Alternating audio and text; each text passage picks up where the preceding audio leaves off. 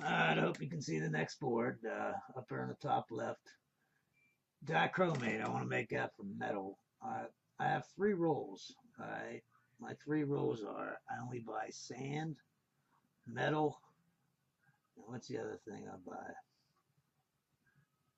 buy? Sand, metal.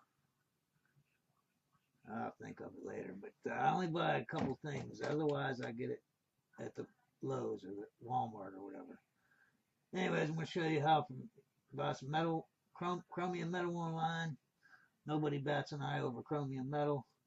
And I'll tell you how to take it all the way up to dichromate, chromic acid, chromate, whatever. Anyways, the Riemann-Tiemann reaction, I'm going to do that. Amino acids, I want to make I already mentioned the Hell's Woolard Zielinski. That's basically almost 2N-amine, or an amino acid. Malonic ester, I mentioned that too. I'd like to make some R-substituted acetic acids. You need that to do it. Acetoacetate, I want to make that so that I can make R-substituted methyl ketones or R-substituted acetone. I mentioned primary amines. When I say primary amine, I want to make long amines. Fatty, that's a good word. I want to make primary fatty alcohols, primary fatty amines, primary fatty halides. I want big long chains with just one thing on it. Now I want it to be on the terminal, right at the end, not in the middle. Grignards. I want to make some benzene and put some chlorine on there or bromine or whatever. Make some bromobenzene and add something onto there with a Grignard, make an alcohol like benzoyl alcohol. I think the first Grignard I'll probably do is isopropanol. I know what it smells like. I know the temp. It's a nice whatever. But I am going to do a lot of Grignards. What else? Benzene. You can see that next one. Benzene plus iron sulfate and hydrogen peroxide. You can make phenol that way, supposedly. We'll see.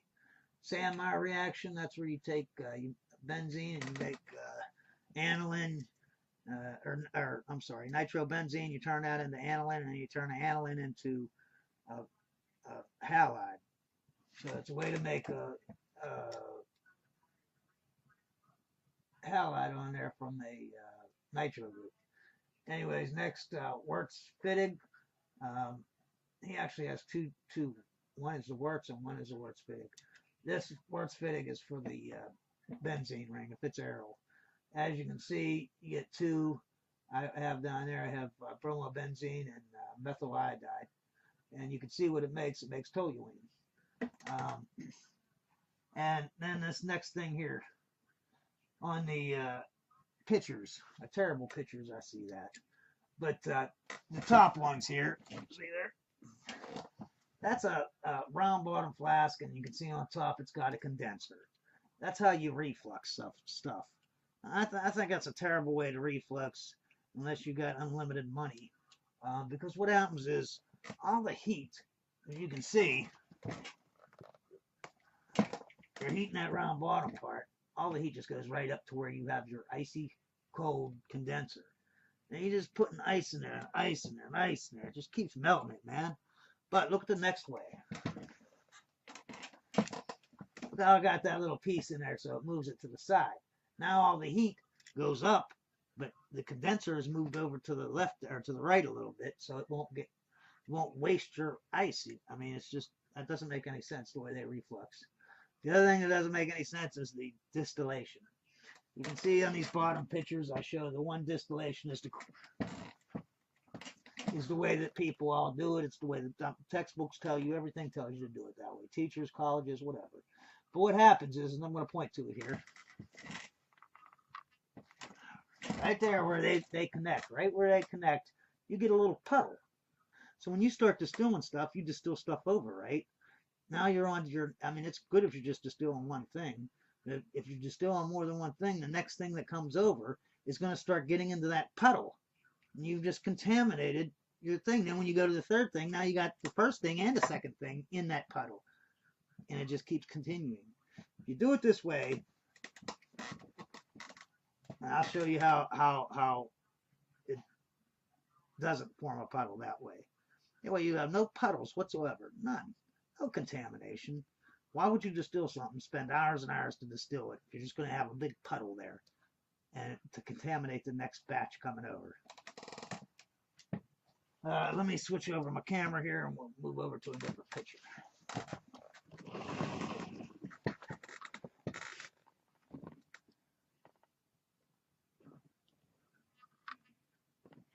All right, what do we got there?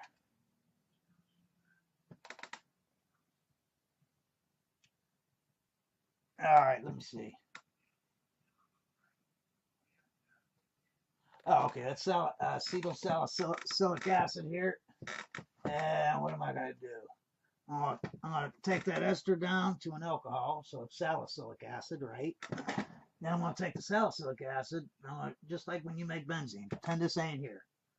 Right? What's that look like? Benzoic acid. You decarboxylate that, it goes down to benzene, right? And so does it right here.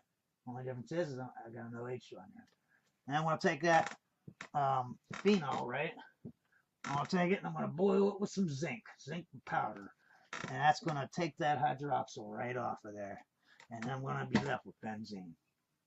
Another thing is Colby electrolysis. I want to do some, they make alkanes.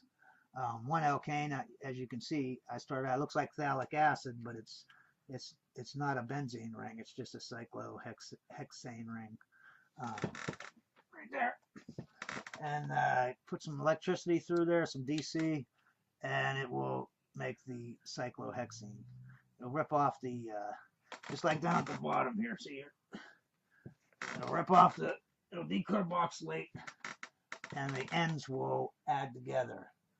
That's why you get a double bond on that first one here, right? Because this gets taken away, that gets taken away, and then you got a little double bond left there. Other thing I want to do is I'm going to tell everyone how to find on a computer, how do you find azeotrope boiling points? Like I have a program, you just type in the couple components, and it'll tell you if it has an azeotrope, a zeotrope, there's all three of them forming an azeotrope, none of them forming an azeotrope, whatever. Also, how to find chemicals. There are actually programs on the computer where you can go to, and you type in the chemical you want, and it'll spill out 100 chemicals, 100 products that have that chemical in it. You know what I mean? Like, let's say you want toluene. So you type in toluene, and it'll type out 20 products that have it in it. Then it'll tell you the percentage it's in it. It'll tell you all the other chemicals that are in it. It tells you everything. And also how to find boiling points for compounds that you're putting under a vacuum, like you're going to vacuum distill. And I'll give you a secret right now about toluene that I have not heard anyone talk about on the internet. They always say it's impossible to get rid of. You got your ethylbenzene, you got your methylbenzene, and you got your xylenes. They're usually always mixed together, okay? Ethylbenzene is mixed with everything. But let me tell you, they say you can't get rid of it. It's hard to separate them because they're all have the same boiling point. Not the same, but they're close. And here's the secret, okay? The big, big secret. Methanol forms an azeotrope with toluene. It does not form an azeotrope with xylenes. It does not form an azeotrope with ethylbenzene. Okay? So if you have those in there, all you got to do is throw some methanol in. Now instead of everything boiling at about 120 degrees, right? The methanol toluene azeotrope will boil at like 60. It's about 60. I don't know what it is. But that's a lot different than 120. You're 60 degrees off instead of 10 or 20. You know what I mean? That makes it very easy to get it out of there. Then once you got it out of there, it's easy to get methanol out of toluene. I mean, you just throw some water in there and soak it up, and then throw some more salt water in there, soak up the water, and then distill it. You got pure, you know what I mean? Pure toluene. Anyways, I think I'm going to have to call this one a day, and I'll be going on forever about what I'm going to do. But I just wanted to see how I post stuff, how I, you know what I mean, let you guys know if anyone's interested. Maybe you've got some questions on what I'm doing. Ask me anything. If you're a student and you're trying to learn something, give me, let me help you. That's all I like to do is talk about chemistry. Well, apparently you can only have 15 minutes of time on YouTube, so I got screwed up on my videos here. I'm just going to talk for a couple minutes here that I didn't get into. I'd like to also build some stuff like, let me think, what do you call that, a centrifuge, because I need one, and a couple other things like that, you know what I mean, where you have to actually build it to help, like a magnetic stirrer, that kind of thing. Distillation apparatus made out of PVC, you know, that kind of thing.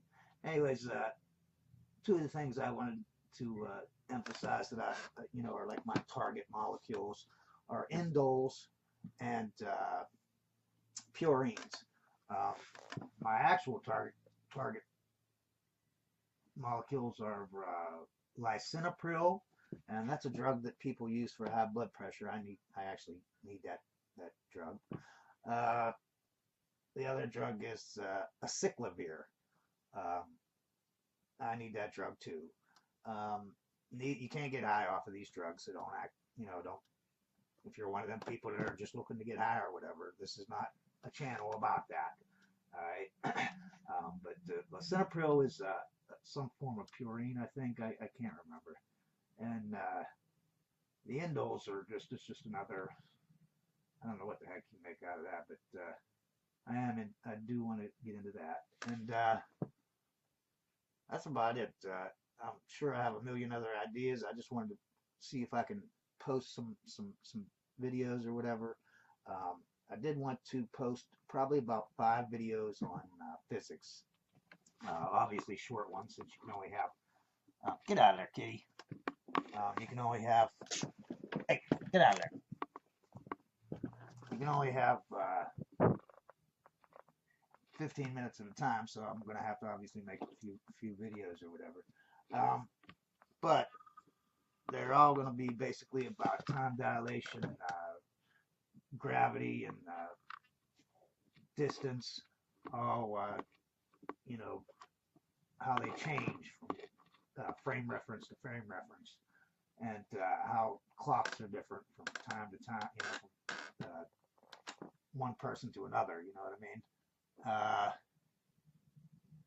And that's pretty much all it's going to be about. Oh, and then the dimensions. I'll go through I think about 10 or 11 dimensions, spatial dimensions, which time is a spatial dimension. And basically that's it. I just wanted to say hi to you guys. If anyone has any questions, I love questions. I love talking about chemistry.